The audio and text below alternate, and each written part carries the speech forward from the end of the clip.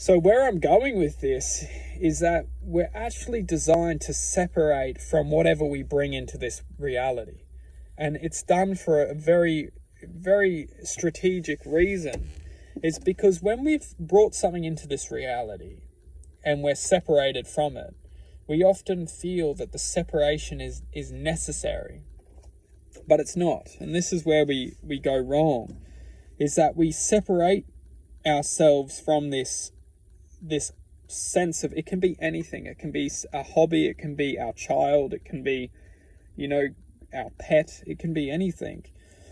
What we're starting to do is we're separating ourselves from the act of truly being aware that it's not necessary.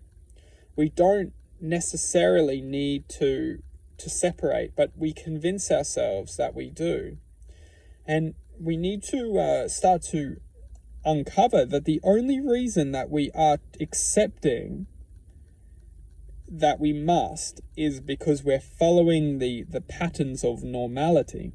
But if we actually slow things down and see that normality is actually psychotic, it's absolutely psychotic, because nothing that's being engineered to follow intuition is actually distorted enough to essentially follow a fake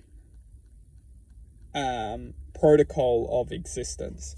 If you look at the reality which we're living in and look at it very, very, very, very closely, even the words from which we speak, when we say one word enough times, we'll understand, how does that word mean that meaning.